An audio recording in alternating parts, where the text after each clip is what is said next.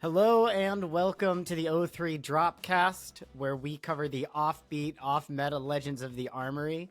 I'm Poop King, aka Craig, and I'm joined today by my two lovely co-hosts, as always, Smithel, aka Chris. Hey everybody, I'm the loveliest of the two co-hosts. And Brice, aka a toaster owner. I have some news on that note. I am officially in my villain arc. Toasters are out. Panini presses are in. We're Panini Press podcast now. I could agree with that. I have Much never met a Panini press that I don't like. Great utility. And Great I've utility. met a lot of them. I don't know. You got to network, you know? Oh, yeah. Yeah. So this is an interesting day to be talking flesh and blood, I think, for several reasons. One, people have started opening the Armory deck, I believe. Our first Armory deck. So the community is pretty... The community's being the community. We're all upset. We're all unhappy. It's weird, right? It's an interesting place because we're all simultaneously seeming to say there's no value in this deck, and how am I going to get these extremely important cards? They're going to be so expensive. So it's interesting. We'll be able to talk about that today. We're also coming off of our local ProQuest weekend, where Chris was the judge and Brice and I participated. Yeah. So yeah, let's go right into our week. What did we play? What did we see? Any off meta moments that we were really excited about? So I mean, for me, this is the first time I've been, and we'll talk ProQuest kind of as its own thing. So I'll leave that for the time being. But this is the first week I've actually been able to get back to an Armory in probably the entire month. So Craig, you were there. I don't know about you, but that was probably one of the most fun Armories that we've had, or at least I've had in a long time. It was a WTR sealed. We spent the entire time. So one of the locals won the ProQuest. It was his first ever big win. His name's Matt Feeney. Shout out to Feeney. He did really, really good. But we spent the entirety of the ProQuest just making fun of him and how bad he was playing at the sealed. And so I was like, No. We spent the Armory doing that, not the ProQuest, not the ProQuest where he won. Yes, not the thing he won, the Armory, because he was looking for. And I was like, Feeney, don't you love it how you walk in, we all sit there and like applaud and congratulate you, say how good you are, and then immediately just begin humbling you again. So I swear I want more than anything I've ever wanted in life for Matt Feeney to go to the finals of Pro Tour Amsterdam against Brody Spurlock, because Matt is famously hot-headed. He's the funniest person to watch at a convention hall, because you can see after a round, you think you can judge how it's going, because he seems really mad, and then he'll come over and you'll be like, how'd it go? And he'll be like, I got it. And it is my favorite thing in the world. So I want to see him against Brody, when Brody's famously a slow player. He flicks his cards a lot. I really want to see what that does to our boy. Can we break our friend? He's gonna boil over. He would just immediately boil over in that situation, I promise. Not in a bad way, just in a that's how he is. Yeah, we love Feeney. We're gonna have Feeney on at some point. I'm gonna interview him. We're gonna go through his ProQuest win against Runaways member Pat Eschke. Did I pronounce Pat's last name right? Is it Eschke or Eschke? Eschke. Oh, I think that sounds now right. we all look like terrible friends. That sounds right, though. That's okay. I can't tell you how many times I've actually like heard it pronounced because he's the only Pat. He's Pat. Like it's I've just Yeah. always said it that way, and I don't know if I've ever actually heard him say that his name. I mean, we prefer not, in our community not to know each other's last names. We're kind of like Alcoholics Anonymous in that way. It's just like we're here for Don't get too business. comfortable. y'all been calling me Bruce for the last 2 years. I can't fathom why anyone would know how to pronounce Pat's last name. Well, the best part of Bruce is Bryce, now all of our phones maybe it would autocorrect. help if you actually made your Discord name definitively either Bruce or Brice and not somehow both. That's the joke. I actually wrote Feeney was one of the recently, as recently as like 2 weeks ago, I think Feeney was like, my guy, I do not know what your actual name is. I've been trying to figure it out for like a year and a half. If it's like the joke goes one way or another. Like, is your name Bruce, but everybody calls you Brice, or is your name Brice, but everybody calls you Bruce? I genuinely haven't been able to figure it out. We're like, no, it's fine, dude. That's the same with Poop King and Craig. No one knows which one's my legal name. Check the birth certificate. But we are going to have Feeney on to talk about that game. It was an awesome game to watch. It's a Victor versus Hatchet's Dory match, and really fun match. Really excited to talk to him about it.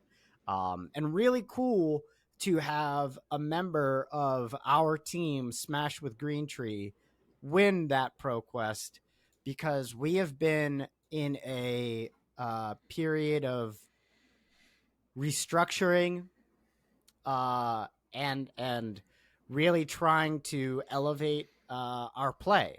So it was awesome. It was great. Feeney it felt really good puts for him. in more work than just about anyone. So really cool to see that be rewarded. He's always practicing. I will say funny Feeney story about the ProQuest just from the judge's point of view. So he's in the final match, okay, going against Pat. You know, you could see Feeney, if you ever meet him, he wears his emotions like right on his face. Like, so you can see the nerves, you can see him like really concentrating. He looks up at us and he goes, I have to use the restroom. Is that okay? And we're like, yeah, sure, that's fine. He stands up and one of the other judges there, Phil, goes, hey, if you're going to use the restroom, what we need you to do is just leave your phone here. And that is a rule. That way you can't go into a bathroom and look up at like strategy or advice or anything like that or contact people. Sitting on Reddit, like, what do I do for this hand? Yeah. Post. Yeah. So Feeney begins emptying everything out of his pockets. I mean, wallet, scraps of paper, gum wrappers. He's standing up like arms out at his side, like, and Phil's like, Feeney, we're not going to frisk you. Like, it's fine. Like, I see your cell phone. You're okay. He's like, I don't want to get disqualified because, like, I left one thing in my pocket.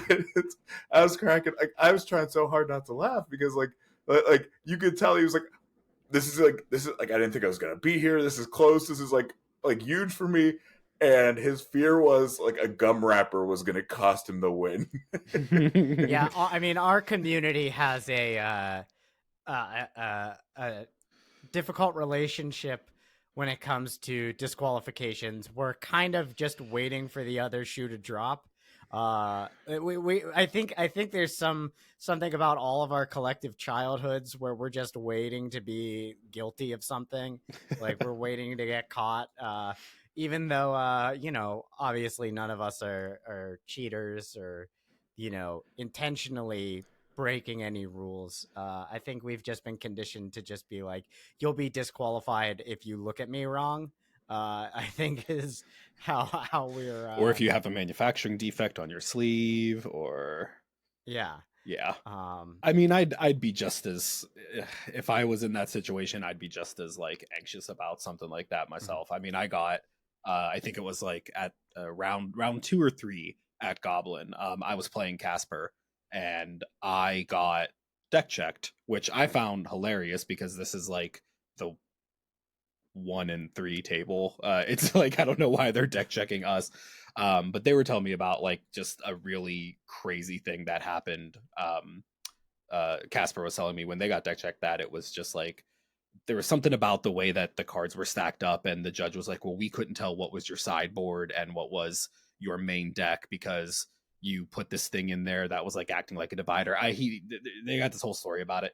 I and I'm getting nervous, right? Because like I checked my deck 6-7 times to make sure my deck list was accurate. It's still kind of nerve wracking to like have a judge call and or like get deck checked or something, because there's always that. I have that kind of anxiety where I can't leave the house without like checking to make sure I turn the stove off 6 times, let alone like getting deck checked and being like, oh my god, did I leave a token in there or something that they're going to count against me. Saying this knowing that it's like Chris is the one doing the deck check, like I highly doubt he's going to turn around and say like, oh, you had a Centauri sellsword in your deck and that's the token and now you got an IP. Like, you know, you can't have tokens in your deck. Yeah, it's probably not going to happen, but it's anxiety. It's definitely an anxiety. Yeah. I will say too, the deck check that you're talking about with Casper, I don't know if they told you the ending of it, but it's the first time I've ever seen it in Flesh and Blood history. Both players were awarded a win. Yeah. So the judges basically did a deck check. They came back, said, "Hey, look, here's the penalties." Both players, my understanding, disagreed with the penalties and said, like, "Hey, this doesn't make sense. It's too harsh. Whatever the case may be." And so they continued to play. Though they said we'll play the match out. We'll go through it. And then as they were concluding their match, the judges came back over to them and said, "Hey, we rethought about what we said. The penalty was too harsh. At this point, it's too late to do anything about it. So we're giving both players a win." And so both of them walked away a win at the event, which I thought was kind of neat. I was like, I've never seen that, never heard of that.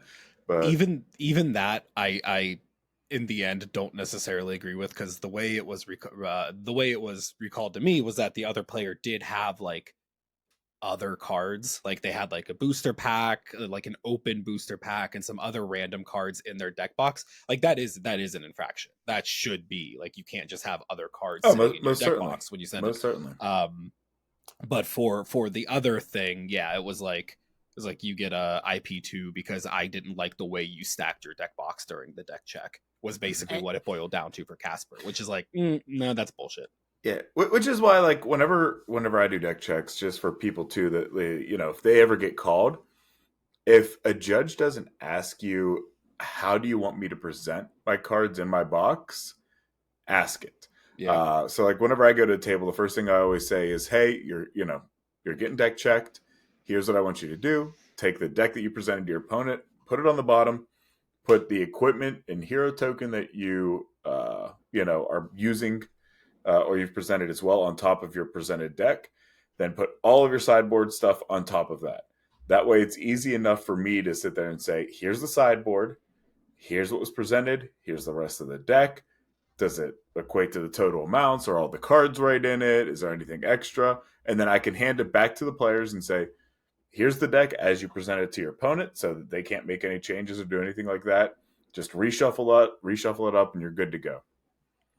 So this is stuff that I luckily was told, before going into ProQuest. I typically carry my Benji deck and my Katsu deck in the same deck box because it's separated. It's one of the Gemtech deck boxes. It is not one of the anime ones. Just saying. It's not that one. Okay. I know exactly which one you mean, and I'm glad. But so I just want it's interesting because I keep my 2 ninja decks in the same deck box, and I keep them in the same sleeves. Now, those sleeves are a very, very high quality, beautiful sleeve, and we're giving some away. More? What? Well, here's the deal. Last episode, we went to give some away, and the person that won kindly let us know that they did not qualify based off of the rules that we had set out. Which was very generous of them and very honest of them. And so our giveaway this week, if you would like to enter for a chance to win these cards, please post in the comments below what kind of household appliance you think Brice should get next. And can I cover the ones I have already? I'm no. already okay. No, you cannot, because you absolutely you have no not. appliances. That is the worst content we could make. It's just every household appliance. Let me list kitchen owns. appliances. Someone has to keep this ship Wait, man, I was gonna say on the rails, but ships are not on rails. Notoriously God, not on rails. it's not me then. Disney are. You could say Disney ships on a rail. That's fair. That's fair. That's true. That's so true. Wow. Loophole. Very deep. Let's get back into Flesh and Blood. But if you do want to win those sleeves, comment down below a household appliance that you think Brice should get and tell us why. Tell us why it fits Brice. I want to, before we talk a little bit more about ProQuest, we were talking at the very beginning about our Armory, about our Welcome to Wraith Sealed. I just wanted to toss in there my experience. I played Katsu. I had a great time. What I love about Welcome to Wraith is, first of all, it is such a well-designed set. And its power level isn't... I do think we see power creep in Flesh and Blood when we, looking at heavy hitters, there are these cards that, Cast Bones, for example, huge card. Not that we don't have those in Welcome to Wraith, but it does feel a little bit toned down, and it makes cards like Nimbleism and Nimble Strike, Pummel, Slogism so much better. And I just had such a blast playing with these cards. It felt like its own sort of, it almost felt like playing Commoner or something, like playing with it's almost a jank format, right?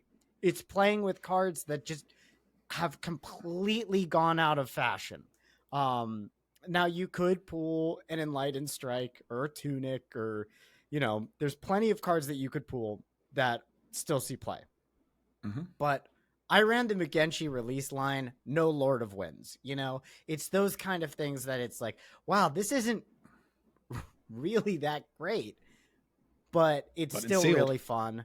It is, yeah, it's definitely, it is sealed. It has all the shortcomings of sealed, but I just wanted to highlight what a fun time I had opening the origins of Flesh and Blood as someone who wasn't there at the time, and getting a glimpse into this sort of time capsule of where did this game start? What was it like when people first started playing this game? Because now I'm going through all of these cards and I'm asking people like, oh, wait, is that in this set? And people are like, that doesn't come out till Monarch. And it's, like, oh, wow. I mean, it was just such a fun experience for me looking at what this game was like in its very first introduction to the world. So if you do get a chance to play some Welcome to Wraith, I highly recommend it. Let's dive into our ProQuest experiences, though. Brice, do you want to take us through yours? How'd the weekend go? What'd you play? Yeah, I think mine is probably the easiest to start out with, because mine was not great. I think the first event of the weekend for Green Tree at the what do they call it, the Mezzanine Gaming Complex, the Mezzanine Theater, whatever. Yeah, it's so just for a little like quick TLDR background on that. There's a local movie theater that shut down for a while, and then when they reopened it, they took this whole second floor of it and turned it into like an esports arena kind of thing, and you can do birthday parties at it for the kids and stuff. And there's all these PCs set up that are just like all land and ready to go, and consoles and pinball machines and arcade machines, and we've used this use this place a couple times for tournaments, because we can fit a lot of tables in there. It's a big space up there. For the Brawl, they did this really, really cool thing where they're actually able to, because it is a functional movie theater, they're able to take like a video feed from that esports place and pump it into one of the movie theaters. So they were actually watching the finals of the Realm Rumble. No, the did I get the name right? Is that no? The Team Sealed. The Team Sealed. It was the Team Sealed hosted the qualifying by Green Tree Sports Cards. It wasn't. I don't believe Realm was. It was the qualifying event for the 20K. It was okay. Our event, but that's why I couldn't exactly remember. It was our Team Sealed qualifying event for the 20K. They were actually able to put the finals on like in a movie theater, and everyone was in one of the movie theaters watching the overhead cam. It was pretty cool place. Yeah. Anyway, so that is the Mezzanine at the Phoenix Theater. Yes. But if you're a true Pittsburgher, it's the Mezzanine at the Distinta. Exactly. Where old Charles Entertainment Cheese is just about a block away from there. I have become everything that my father was and his father was before him, where I just point at things. My girlfriend's from Maryland, so I just point at things and I'm like, that there is not what it's called. That's Like, not, I just like, no. It's she's the like, but Distinto. that business does not say that. I'm like, doesn't matter what it says now. It matters what it said 15 years Exactly. ago when I made a core memory there.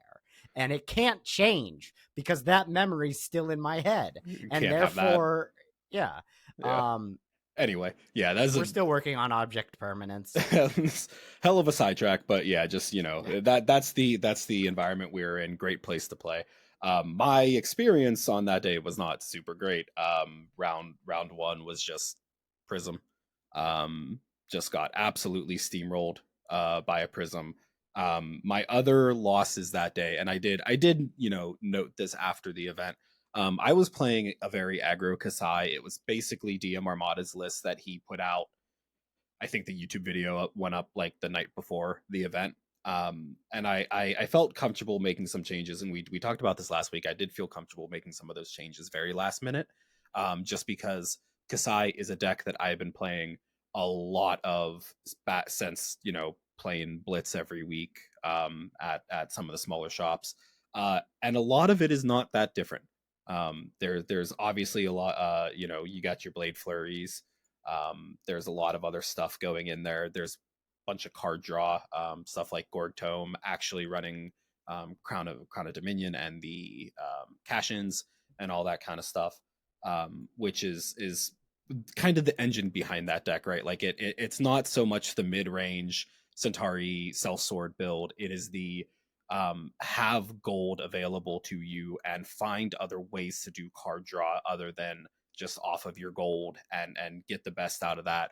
The curve of red and yellows is far different, I think, from like any other builds of Kasai. I'm even looking at it as making a couple adjustments and upping the yellow count a little bit, maybe only by like 3, not going anything too crazy off a curve. I just feel like it needs like 2 or 3 more yellows to be able to catch up on mustard consistently.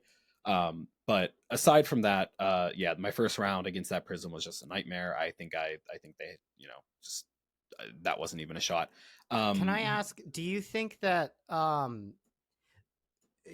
you're telling us a little bit about changes that you would make to the deck, but do you think it was the deck itself that like getting comfortable with the deck, or was it getting comfortable with the meta? Was it getting comfortable playing against other decks? The match, it is like, I cannot tell you the last time because it never happened. I've never actually played Kasai into that Prism, into Advent.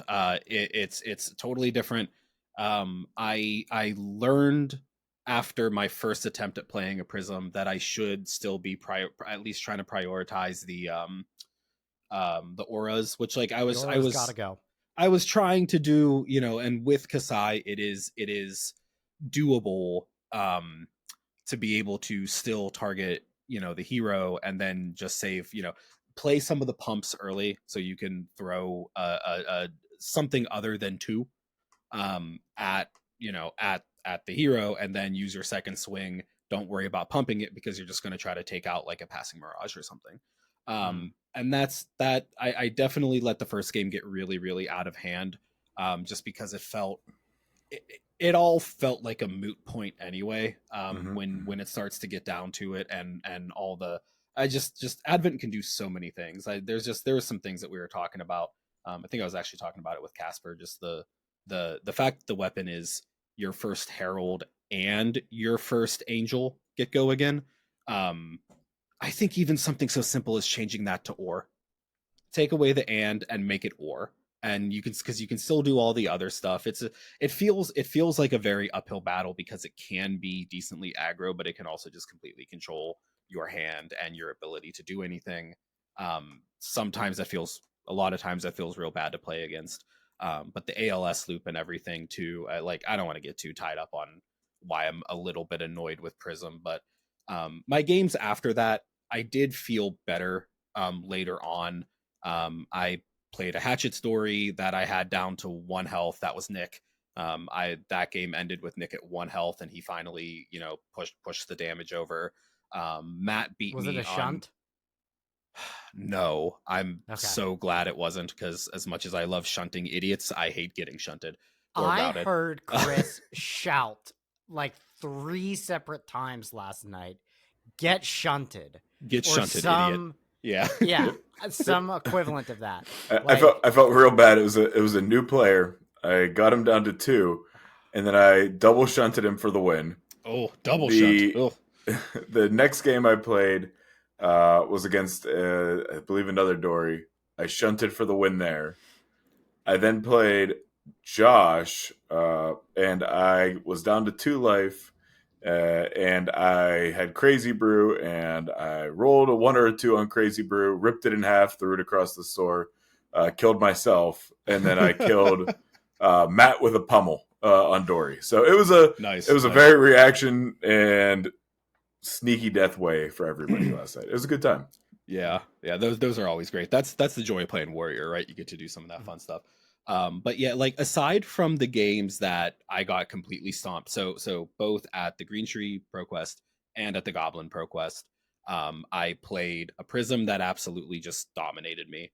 And then the rest of my games were pretty good games. I mean, I lost because I'm bad, but they were very thin margin. They were very, very close games. I think I only got one win against the Hatchet story at Green Tree, and then I got 1 win against an Azalea at Goblin. And the actually playing the Prism at Goblin had him down to like 2 health.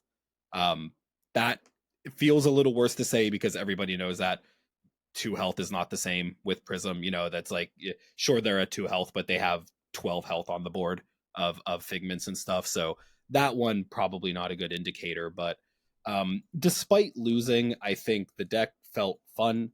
It felt like it was almost kind of where I wanted it to be from an aggro perspective. And the games were still fun. They were close. I didn't feel like the Prism matchups were the only matchups that I genuinely felt like I didn't have a chance.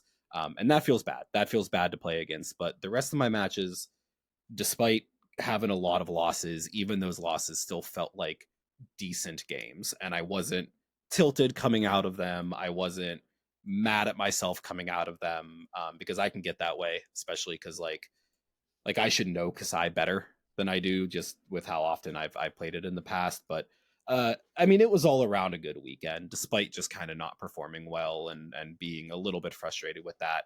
It was good. It was the first time in a while I'd gotten out and gotten actually to like a ProQuest or anything like that. It felt good to get out and play at that level again, even though I didn't do so great. So yeah, right on. I also went to ProQuest and ProQuest for Green Tree and Feisty Goblin. First off, what awesome hosts! Like they did a great job setting up streams. Just making it feel like it mattered, making it feel exciting to be there. They did a phenomenal job. So day 1, Green Tree, I had a rough day that day, and I want to shout out the team Eclipse, Eclipse. It's the team with Rhea on it. They come into town occasionally for tournaments, and they're great people. We love having them there. We love having. Is it Ascent? Is it Ascent? I think it's Ascent. Ascent? I think it's Ascent. Is it the Min-Max team? Ascent. I think Eclipse is the store they play at. Maybe. But in post, we're gonna cut all of this out and use AI to make it so that I said the right thing. Brice, can you write down use AI? No. That's all. That's the note you need to write. This is an AI free podcast. Craig says in post, use AI to make him look smarter. Got it. And I'll help you by. Oh my God! What a smart looking gentleman over there. Your IQ just skyrocketed. It's amazing. Look, it's a fact that Blue Life has Blue Life. No. was gonna make a joke about how many lives blue light has taken, but it's over. It's done. It's past. I messed up. Anyway, so you look beautiful, Chris. I was really hoping to just sandbag that. Just gonna match all you guys. My glasses are in another room. Ladies and gentlemen, your judge for this evening. This guy. This idiot. Sorry, continue, Craig. So I went on Katsu. A lot of kind words and support for the podcast, for what we're doing here, the videos we're putting out. It was really nice to hear people that I didn't really know say things about it. So that was cool. That was pretty sick. I'm on Katsu. Round 1, I'm paired into one of 2 Riptides, and I didn't get it. That's a very uphill battle for Katsu. It's a really tough one. Round 2, I lost to a Kasai, and I was pretty tilted after that. I came back, got to 3-3, but I have been putting in a lot of work for this season and was not happy with 3-3. I won't pretend to be otherwise. I was very disappointed with 3-3. But a lot of good players in the room, all very fair games, all good opponents. I learned about myself that I am I do have a different personality than I think of myself as having when I'm at a event of that competitive level. At that rules enforcement level, I have a very difficult time having fun banter with my opponent. Like, if I sit across from a player and they're super friendly, I'm just like, man, I just want to get this. I just want to get the win. I just want to play this game. I have a hard time being as friendly as I am when there's something on the line. I don't think I was an asshole to anyone. If I was, know that I love you. You're beautiful. Baby, please forgive me. But I definitely found that I have that competitive spirit in me. So going 3-3 was not what I wanted, but it was fun to be there and just play this game and to listen to people talk about what we're doing here. Round 3, I forget the gentleman's name. He's been around Green Tree a couple times, and I think he sat next to you, Brice, or maybe he played you, and he was talking about the Budget to Busted Katsu video that I put out. And it was so funny because I'm 2 seats away from him, and he's like, man, that video, he didn't explain how to play that deck at all. And I was just like, what? I wanted to turn around and be like, what are you talking about? Yes, I did. I showed you exactly I showed you the deck. I showed you how to do it. I showed you what a triple bonds turns looks like. I showed you the combo lines. And, sounds like somebody didn't watch the video the whole way through. Maybe they should go back and leave a comment about what they learned. Like, comment, subscribe. Yeah, it was just funny to be a couple seat down and be like, no, they didn't learn.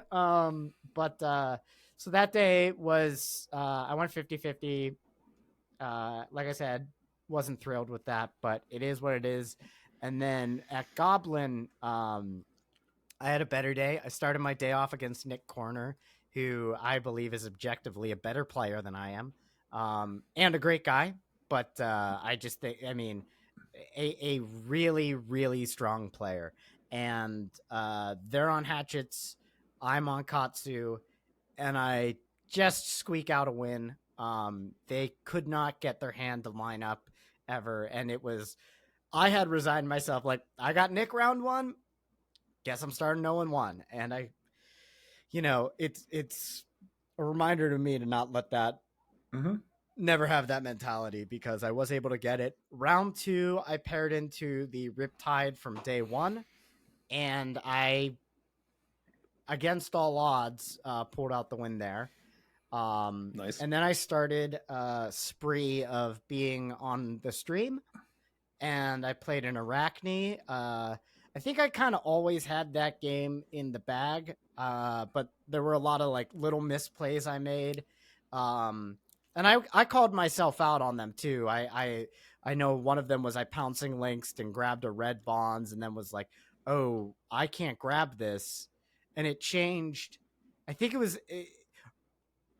there was that maybe in that game, or maybe that was another game, but it was also a matter of I had pitched an Art of War, and I thought I had enough resources to end with a spinning wheel kick, but because I pitched the Art of War to do something, I didn't have enough, and I had to be like, Judge, I just messed up, and so the stream nerves were there.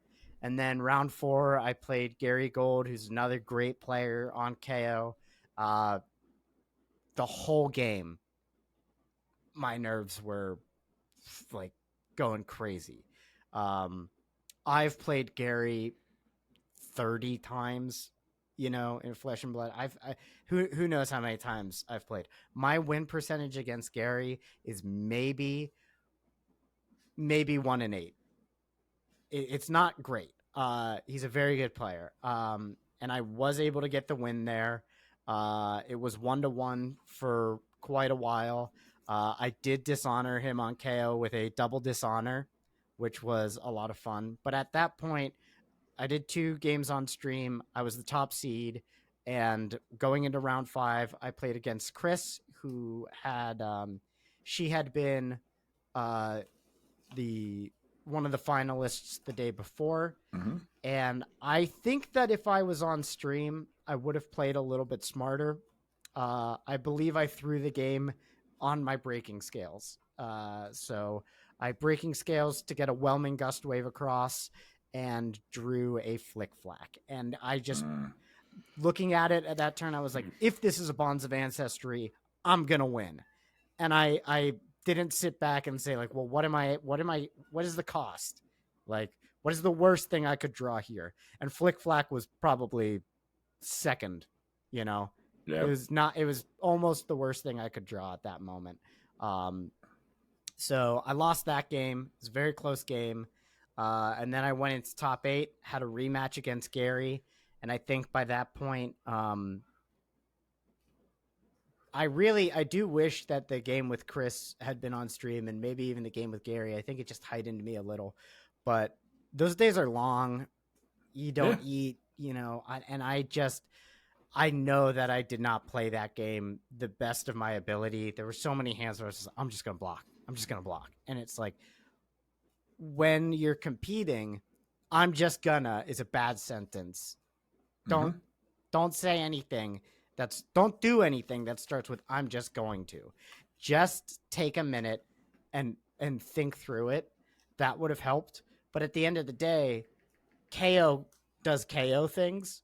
Katsu does Katsu things. It's a race at who does them first. And so Gary hits a cast bones, and the next turn is swing big for 15, swing big for 8. I had a total of 10 block in my hand. I guaranteed taking like 13 that turn. So it I didn't get it, but it was nice to know that I'm improving. It is a really hard feeling making it to top 8 and losing the first round of top 8. That hurt. But you bounce back, you play more games. The only way to get better is to keep playing.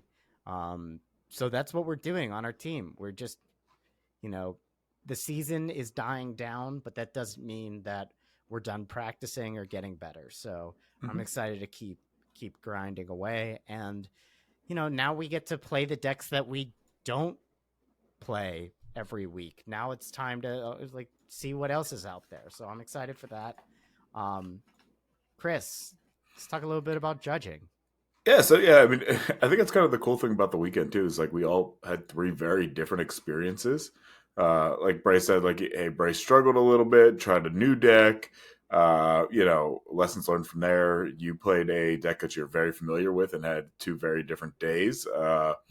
After day 1, I was saying to people, I was like, I don't know if I'm on Katsu tomorrow. Yeah, you kept saying I'm not going to be Katsu. I don't think I'm going to be Katsu, and I'm glad that you stuck it out. I think I was always going to be Katsu, but I was just so pissy. I was being such a pissy baby. I was like, if I go worse than X and 3, if I go like, if I even draw a game, or if I get a fourth loss, if my record isn't even, I will not be Katsu tomorrow. Mm-hmm. I will be doing Teklevasen or something crazy that I've never played before, which would have been dumb. Never, nightmare. No. Would have been dumb. No, but I mean, yeah. So I mean, it was neat that way. But yeah, I mean, Wait, so did you say it would have been a nightmare? It would have been a nightmare if you just went Teklevasen out of nowhere, no practice. I don't think you would have been anywhere close. It would have affected like everyone else. It's like I come in and I'm like, I'm on Teklevasen, and a dark cloud rolls over the room, and everyone is like, "This is terrible." Why is he doing this to us? There was one Teklo at Feisty that rage quit. During what's it called? I think it was like round 2 or 3. I felt bad for the guy. I mean, very nice guy. Played with him multiple times, but this was his first like competitive event, and he was up against Nick Corner, and there was a judge call. He played. Oh God, let me look it up. I believe Fabricate. The card is Fabricate. It was Fabricate. Yeah. And so basically Fabricating, just pulling up to make sure. So basically there's a choose 2 condition on Fabricate. And so he only chose one condition and then kept progressing the game. What the issue is then he goes, oh, wait, I forgot to do something. It's a mistrigger. I want to go back and do it. But there was significant game knowledge gained at that point that we couldn't rewind it and say no, like no harm, no foul. And at that point, he scooped, was upset. Like, he was like, hey, this is too competitive. And he kind of walked out. I mean, I've been there. I've been there. Yeah. Like I remember my first competitive event and I made mistakes and people said no. And I think we talked about this last week. Like, don't feel bad about saying no. It's a lot of money on the line, a lot of opportunity at these compared to an Armory. So like I did feel bad for him. I felt for him, but I think Nick made the right call and saying, "Hey, judge, this is what happened." He's asking this. I want to say no. I don't allow the rewind. And that's fine. That's the rule. But no, I mean, like I think the coolest thing though about judging, and the more that I judge and do events, the more that I enjoy it. Like I love playing the game. I want to play in these events and things like that. But I think if I ever get a chance to judge, I'm always going to say yes. Because you get to kind of watch some decks and watch like the mindset people have that you wouldn't otherwise get or maybe really appreciate. So, for example, like you mentioned Rhea Adams. Rhea had probably the best play of the weekend that I have witnessed, not just of the weekend, but overall in a long time. So Rhea, probably one of the best or the best Prism players that I've ever seen play. I mean, even Phil, who was our other judge, comes up to me just as we was playing and goes, have you seen that Prism deck? It's insane. And I'm like, oh my God, yeah. I was like, it's a nuts deck. But that she was playing, I think it was against Stam or Riptide. It was Stam on Riptide. Yeah. And she had 2 Merciful Retributions out. So that's, the Late Illusionist card. It's, whenever an aura or attack action card you control is destroyed, deal 1 arcane damage to target hero. So she has 2 of those on board, and she has 13 Spectrals. And what happens is 1 Spectral Shield ends up getting destroyed. She goes, okay, my Merciless are going to trigger. I'm going to point 1 at you, and I'm going to point 1 at myself. And now what's going to happen is the 1 at you is going to deal 1 arcane. The 1 at myself is going to pop another 1, which is going to start this cycle over. The 1 at myself is also prevented. It's prevented. Yeah, it's prevented. I don't take the damage, but it pops my ward. Yeah. And we're going to keep it going. It was just 13 Spectral Shields, just like they were just rune shots at that point. Yeah. And she looks up, she goes, it's the Merciful Machine Gun. And like everybody like around her was just like minds blown all over the place. It was I was like, I would have never thought of this. Like, when you first explained that to me, I was very confused because I was missing 2 key pieces of information. One, the fact that there were 2 Merciful Retributions in the arena, and I didn't pick up on, because you typed it. I just didn't pick up on it when you said she took 1 damage. That's and I'm sitting there like, well, why do you need to target yourself? Because like each copy of Merciful, every time a spectral shield bursts, each copy of Merciful, this is the effect stack, and it does too. So I'm like, so why bother redirecting that damage in that way when you can just let the spectral shields pop? And then I went back and reread it and read that there was only 1 damage taken. That's it's the not big even thing. it's prevented. It's basically you leak 1 to trigger it. You'll take it, but 1 was leaked. Like the point being, like if you were going to take 7 damage, 7 of those shields would pop and it would do 14 arcane back because but you blocked there was 3 on the 4. To allow that to happen. And once I kind of like organized all of that in my brain, I was like, that is like galaxy brain play. That is crazy. And I think I heard her say something like, "Oh yeah, like we've talked about this as a team that this could happen, but I've never had the chance to do it." and it was the cool, like it was like even today, like you can still see it. I get so happy. Like I'm not a prison player. I don't like Illusionist as a class. I walked away like, I want to do that. Like I want to play Illusionist just to do that. Like that seems so fun. I think they've So I mean, ruined more of my games than I've enjoyed. But when I play as Illusionist, I really enjoy it. I could not be more excited to play Enigma, even though Zen is obviously the one I'm gonna head to first. But Illusionist is so fun, and it was awesome to see Rhea play a little, and also get a chance to talk to her and her teammates, just in like exchange some knowledge. I won't share any tech that they're working on because I don't know how public that stuff is, but it was great to just be like, is this card good? And then just kind of be like, oh yeah. I'm like, okay. Why? So and then just to be like, want to see what it can do, and that wasn't Merciless. That was another one, but it was really cool just to be able to talk to someone who is, at the height of a specialist. Yeah. I love when they use that kind of term on broadcast when people say like, oh, not like this is your main or this is your favorite. It's like, this player is a specialist in this deck, and that is like absolutely the way to describe that level of like mastery that she has with that deck. I think Rhea, crazy. I think when people think of specialist, it's often of class. Rhea is a specialist of playing on your turn. Like Icelander with it, of just like things that like it's always Rhea's turn. That's the way she seems to play. And it's I love our that. turn. Cool. I mean, so that was really cool. Another fun judge call that happened during the week was actually involving Brice. So I get called over, and the thing that Brice's opponent says is, my banished zone is now on top of my deck. What do I do? And in my head, I go, but what do you mean your banished zone's on top of your deck? And he goes, somehow I moved my arm that it flicked all of the cards that were on the banished zone on top of my deck. And like they were almost perfectly stacked. Like it wasn't like, oh, they were spread all over the place. I literally watched it happen. I'm pretty sure, like, with what happened, I was like, you have used tech decks in your life, haven't you? I remember the little finger skateboards.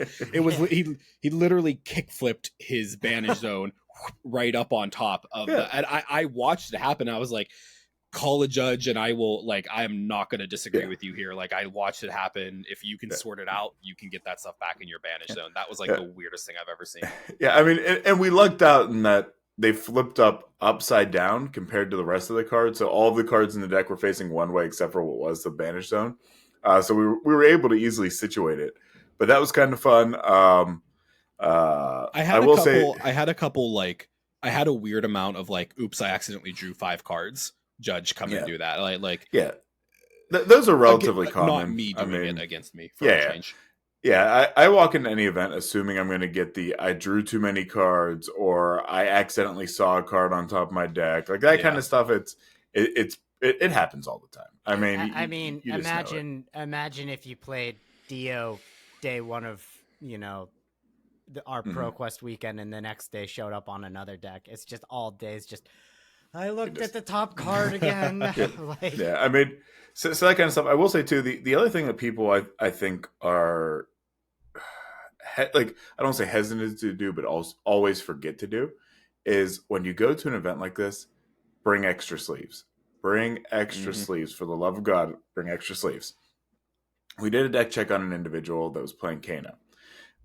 As we're kind of like quickly looking through the cards, like counting, making sure everything that he says is in the deck is in the deck. We get to one card that on the sleeve, in their Emperor sleeves, there's a black dot in the corner, like on the art side, not the clear side. And immediately, my head judge Phil, that was with me, looks at me and says, "Is there a dot on this? Does it look off?" And I said, "Yeah, that's definitely the dot that's not there on anything else." And I said, what card is it? We flip it over, it's an Aether Wildfire. So it wasn't like a weird random something. It was like, this is a key Kano combo Wasn't card. Zap. Yeah. and so we start having to go, is this a marked card? Is it not a mark? Like, well, it's clearly a marked card, but is this intentional? Is it cheating? Like, what's going on here? And start evaluating every other card in the deck to sit there and say, what's going on? Are things laid out in a certain order? We eventually called the player and said, look, what is this? We found this on your sleeve. We were able to kind of scratch most of it away. And he was like, look, it's gamer gunk. I'm sorry. We didn't see him on anything else. So we decided to make the decision to err on the side of a warning, but we did destroy the sleeve. And we said, do you have any others? And he said, no, I didn't bring anything with me. So we said, okay, look, we're gonna have to use one from your sideboard. We'll pull it out. We'll re-sleeve the card, all that kind of stuff. But people, I think, forget it doesn't take much for something to be considered a mark card. It could be a corner's a little bent. It could be there's a dot. It could be, something's a little more wavy. So personally, when I go to events like this, I always bring extra sleeves that my cards are in and then a fresh box.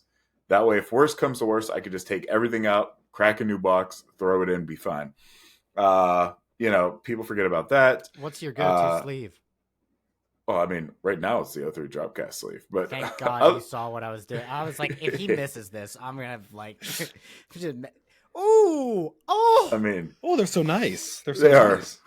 Not only are they functional, but they are very gorgeous in what they do. But no, I mean, so yeah, that's always something to be a little bit concerned of. I'm glad you went over the hey, don't leave things in your deck box. That's good, but yeah, it is really cool. And then you get to also listen to players like we were talking about Pat earlier. Pat is probably hands down the best player in our local scene. I mean, Team Runaways, not many of us beat Pat frequently.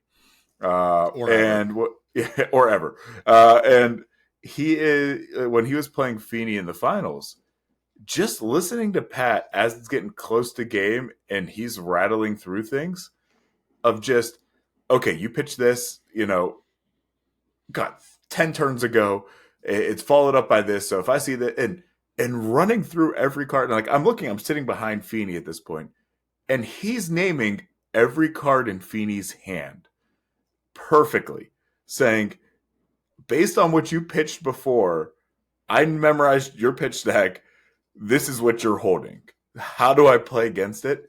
It is mind-blowing to me that people can do that kind of stuff, because it's saying not only are you doing it for your deck and your pitch stack, so you can give yourself a better edge as the game progresses, but you have the cognitive ability to remember all of that for your opponent too, and then make all the best decisions.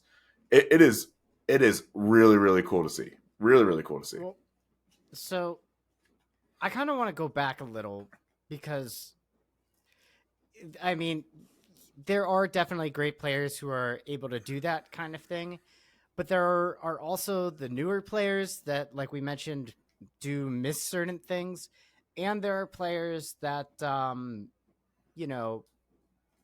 don't want to use the C word, but having a marked card or having something that is worthy of a judge call.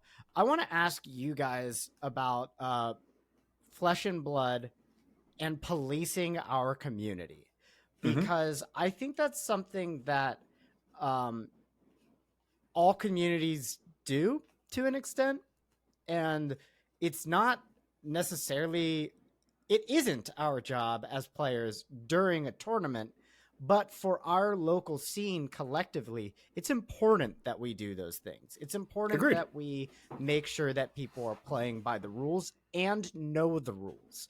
So I want to know from you guys, obviously, I think this is a group of guys. All of us are very willing to explain rules to people. If you show up to an armory and you don't know how something works, we're happy to take you through it. How do you guys feel in regards to policing a tournament environment as far as maintaining the integrity of competitive play? So from a non-judge perspective. Yeah, from a non-judge perspective, I do think it's important. There's a lot of things that go into events like this that are meant to maintain, as you said, the integrity of the game. One of them, obviously, is I don't want to say be a tattletale or whatever the case may be, but if you're sitting you notice, but some names.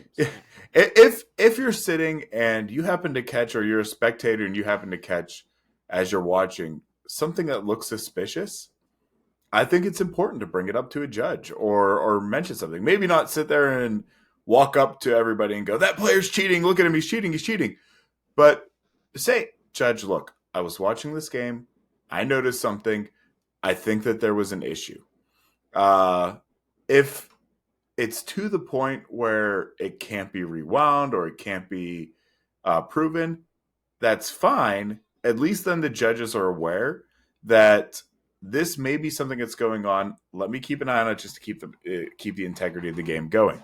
That did happen a couple times during this weekend when I was judging, and that was fine. I mean, some people said, I don't think it was malicious, but person A did this in a game I was watching. Just make them aware. That way they maybe don't do it again in case it was a mistake. And I did have conversations like that with people saying, "Hey, you did X. It created this.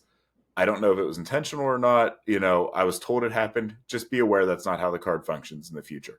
So that way I could say, "Hey, look, I covered myself, making sure that they were aware." That way, if it does keep happening, then I know it was more of an intentional thing and not like hey, I didn't know how the card worked.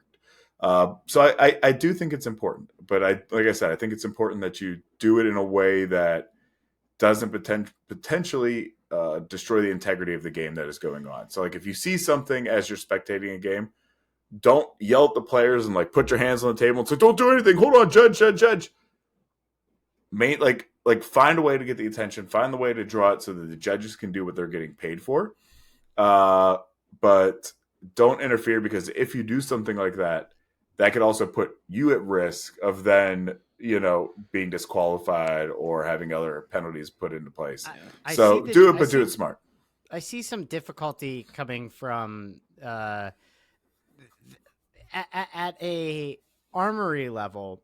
I'd be more than happy to explain to someone who may be honest in believing that they are not cheating or gaming the system. Let's say they were doing the equivalent of mana weaving, in Magic the Gathering, you stack your cards in a way so you hit a certain ratio of lands, certain ratio of spells. Let's say they do that red, blue, yellow pitch, right? That's sort of the way they're pile shuffling, and they're going into that. Now, it's one thing at an armory level to step aside and say, "Hey, are you doing that?" And if they say no, Certainly. say, "Well, I think that you were, and you can't do that here." Now, at a competitive level, when people are your competition, it's very uncomfortable and probably maybe wrong to just outright say, not outright wrong to address it. I think it's probably got to be addressed. In fact, it does have to be addressed, but it has to be addressed by a judge. And it's also something where I might not be, if I'm suspecting someone of doing that and I'm sitting down across from them, how am I able to police my community in a way that is not, I don't want to say combative, but this is someone who there is something on the line here. It's not Yes. fair, fun games where it's just, hey man, you can't be doing that. This is, hey, you're trying to screw me. So I guess that's the thing that I'm asking myself this week is how do we make sure our community stays with integrity when we see it and a judge might not be able to do something. I mean, I think you cover it pretty well personally. I mean, Armory level, teach first. Teaching, and that's one of the things, like when people talk about judging, the core like mentality of judging honestly is teaching and providing a good environment to play the game. So I always approach whenever there's a call or something like that first as a teachable moment, unless it's real clear cheating, or something like that. That's one of the hardest parts is unless you can catch somebody in the act cheating, you can make the assumption, say, hey, this appears like it was cheating, but it's a lot of times difficult to prove unless you catch it. However, there are a lot of people that are in my mind that I go, what I've seen is suspicious. It looks like quote unquote mana weaving. Like, now I'm going to keep an eye on you in future events. If I see this kind of stuff and it's consistent, you could do the math and say, what are the odds of cards 1, 2, and 3 being right in a row in a deck? And then what's the chance that you see that exact same combo 20 lines down before they start pitch stacking as the game goes on to build what they want? There's a statistical number that you can get to, and then you look at those odds and say, okay, not impossible, but highly unlikely. Now, if I see that once, I have a Zen build right now that I'm working on that can present theoretically over 400 damage. I'll make a YouTube short at some point. It's gross. Explaining it's that line. But the odds that those cards line up in that way and that everything happens, people use the term magical Christmas land, but it's almost... It is so close to impossible. The degree that separates it from impossible is not large. It's not enough. Yeah. Right? So if a judge is suspecting that and sees that and says, hey, well, we can't disqualify this person. We can't prove that this person is cheating, but I'm aware of that. What does that leave for players in the tournament to do? Because it seems to me that it puts the locals who might be aware that this is happening in a position where they're not in a position to teach. They're not the judge. They're not really given much power in calling a judge if things can't be proven to 100% certainty. So what is the right approach? Is it after a tournament? Shuffle your opponent's deck. It's just to shuffle and to keep a relationship open with the judge, because that can be the answer. It's just a bit unsatisfying, I think. Yeah, it's a bit unsatisfying. At a competitive event, shuffle your opponent's deck. You do not have to just cut it. When they present that deck to you, shuffle your opponent's deck.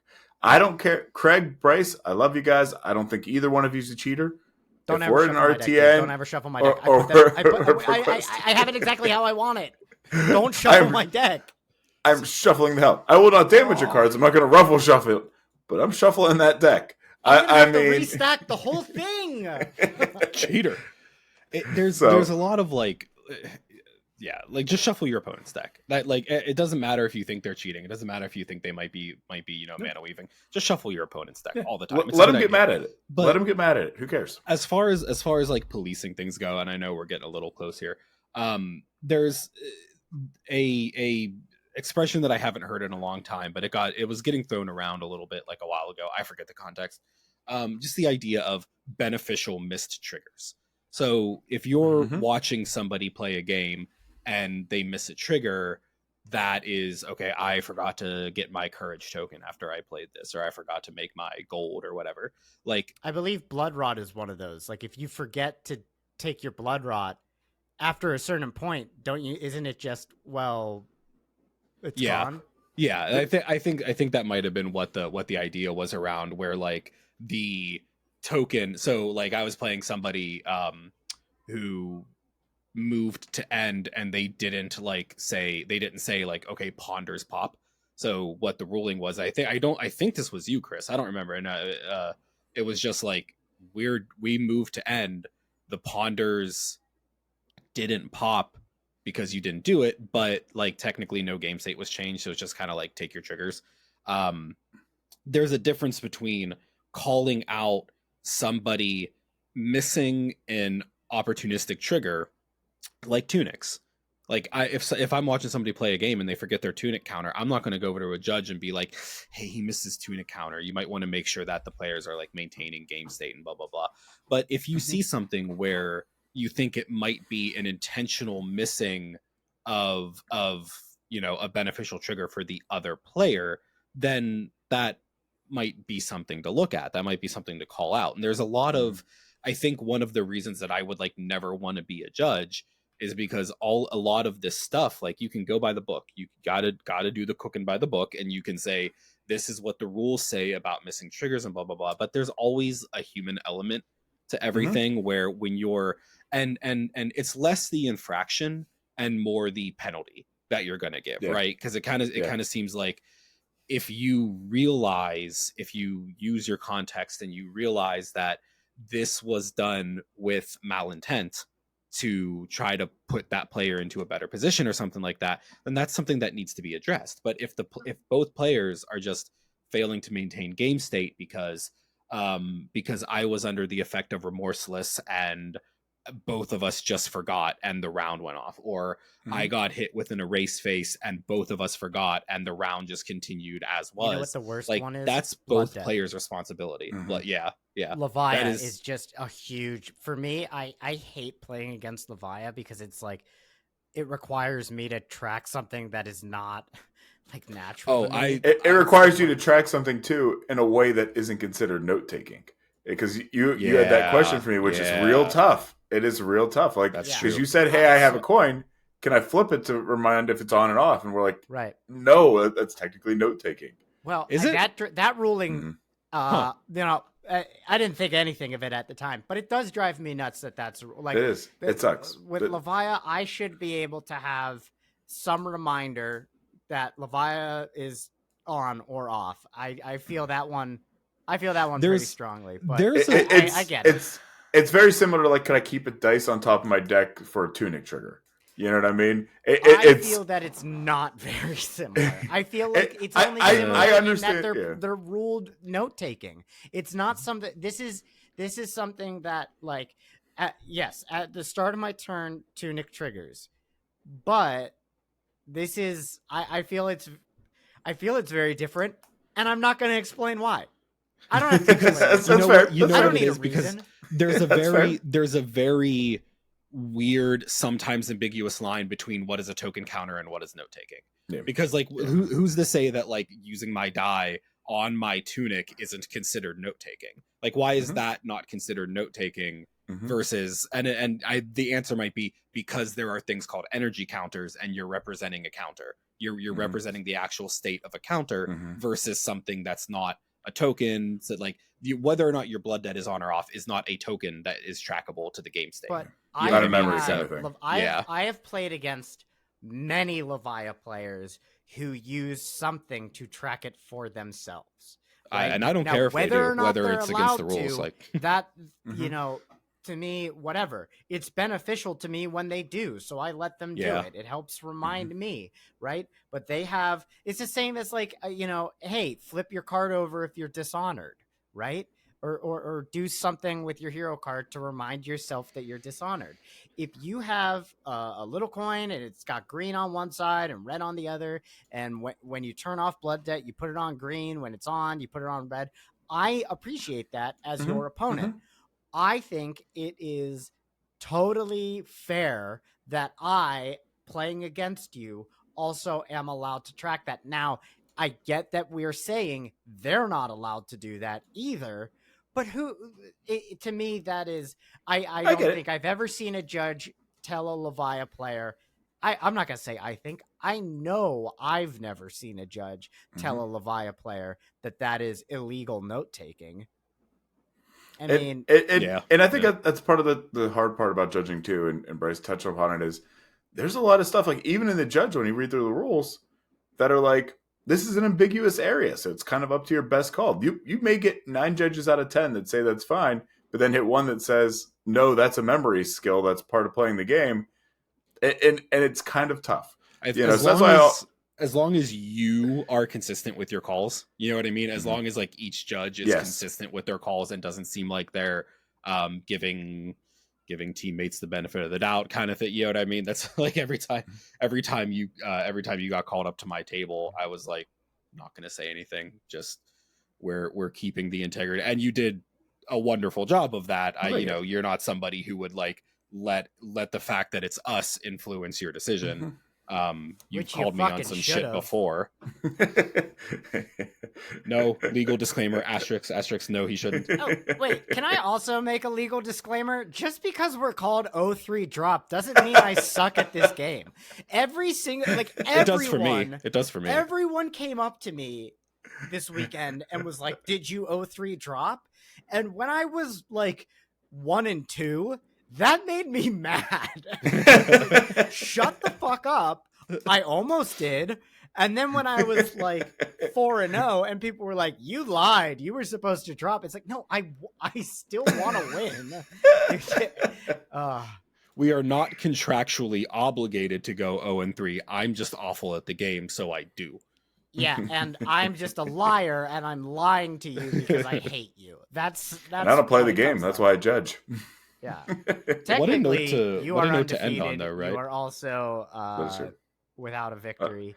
So we were just talking about like some of the inconsistencies with judging. Let's move on because I think we've talked quite extensively about it, and talk a little bit about the inconsistencies that may happen with new Armory decks, because we don't really have a clear understanding of what is a deck for the Armory level. I think that's because most Flesh and Blood players, now this is anecdotal, I don't think most Flesh and Blood players engage with this game casually. That seems to be the general consensus coming from Magic, is like, oh, most Magic players, they play kitchen table Magic. I really don't feel that that's the community of Flesh and Blood. I think most Flesh and Blood players engage with it at some competitive level. So when they go to an Armory, their KO decks have certain cards that may not be in this upcoming product. Yeah. And so the community right now is saying this deck is underpowered. It doesn't have key cards that KO runs. I don't want to get into the financial element of that. What I want to narrow down on is, what is an Armory deck? It's for a demographic that doesn't exist as much as LSS believes it does. I think you kind of hit the nail on the head. I think most people, even at whether or not this is correct or whether or not this is the intention of LSS, it seems like most like the Armory is supposed to be casual. It's supposed to be your weekly. It's not supposed to be hyper competitive. We have a very different scene from a lot of other smaller Armory groups where they don't have players like, not every group has players like Pat and Gary and Nick and just off the Feeney and Feeney. Sorry if I discluded anyone. I'm just thinking of the people that we've mentioned. That's crazy that you didn't mention his name. Feeney, my boy. Not everyone has those like really top level competitive people in it. So for some people, the KO Armory deck might be an Armory deck. Just because it's not for us doesn't mean that it's not for other groups, other localities, other social circles, and that's fine. It's not a product for everyone, and I think that's reflected in the allocation. Like, stores did not get a lot of these things. Like, we've been having to like raffle who has the opportunity to buy one, because that's just the only way to do it, like, in a fair manner. But I don't think we are the target audience for the product. And on top of that, I don't think there is a large target audience, because like you said, most people don't engage with Flesh and Blood in a casual way. I don't know if there isn't that audience, but what I do know is that right now the competitive audience, and I love the competitive Flesh and Blood players. I'm part of that scene. We're ruining the intent of this product, and it could be solved very simply. And here's By how just I think calming it could down. be solved. Yeah. Well, I think this product, the solution to me is to just say, and they won't do this because of finances, but until they do it, the Flesh and Blood scene is just going to be like a hornet's nest. Is to when they announce the deck list, right? What would have been really great is for them to say, okay, this chest piece, this arm piece, and these cards are all expansion slot cards in Mistveil. I know that 3 brute cards, like expansion slots, not, that's prime real estate, but because the competitive scene is picking it up for 2-3 cards max, and they're saying, well, there's not these other cards that you run in a competitive deck. It's creating this situation where we're saying our expectation is that this be a competitive deck. It's not, and we need to get these cards for our competitive deck anyway. So I think I feel that communication is the answer to the problem, and communicating clearly when these cards are going to be printed outside of this. And I'm going to take your solution and I'm going to make it one better. It should not be in Mistveil. The chest and legs or not chest. It's chest and the helm or arms. They should be Armory prizes. They should be Armory prizes for the month, because nobody's coming to Armories. Yeah, nobody's coming to Armories anymore because XP, like, you got all the competitive people saying, well, not nobody's coming, but a lot of the very competitive people saying, I don't want to go to Armories. My time is better spent testing with my team. XP doesn't mean anything. It's not an ELO. If you say, here's a way you can get this product without buying, or this card without buying the product, and support your LGS, okay, deal. Hear me out, though. Then they have to print it at cold foil.